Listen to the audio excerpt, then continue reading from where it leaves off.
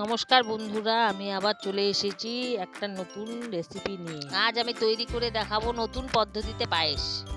প্রথমে গ্যাসটি জ্বালালাম, কড়াইটা বসিয়ে দিলাম, একবারে চালটা ধুয়ে অল্প জল দিয়ে বসিয়ে দিলাম।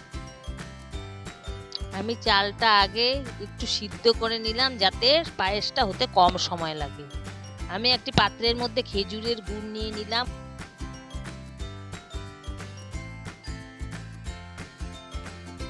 এবার অল্প জল দিয়ে গুড়টা গলানোর জন্য গ্যাসে বসিয়ে দিলাম। এদিকে আমার চালটাও ভালো মতো সেদ্ধ হয়ে গেছে। এবার আমি চালের মধ্যে দিয়ে দিচ্ছি ঘন করে জাল দেওয়া দুধ। এবার আমি দুধটা ভালো করে নাড়াচাড়া করে নিলাম যতক্ষণ না ফুটে আসছে।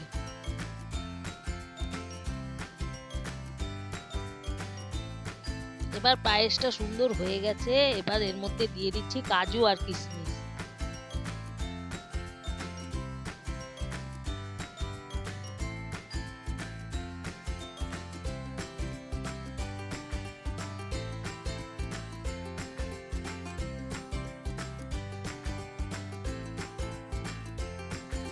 গুড়টা সুন্দর গলে গেছে।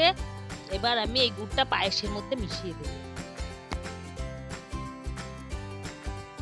গুড়টা মেশানোর আগে পায়েসটা একটু ঠান্ডা করে নিতে হবে।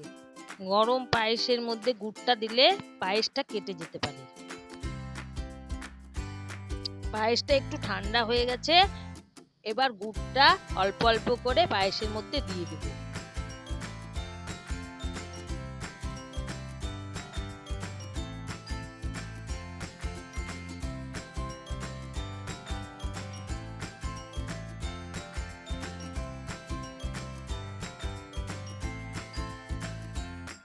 ভালো মতো গুড়টা মেশানো হয়ে গেছে। দেখুন কি সুন্দর কালার এসেছে। এভাবে আপনারা পায়েস বাড়িতে বানিয়ে খাবেন, দেখবেন অল্প সময়ে খুব সুন্দর পায়েস তৈরি হয়ে গেছে। আমার ভিডিওটি ভালো লেগে থাকলে লাইক, শেয়ার এবং সাবস্ক্রাইব করবেন।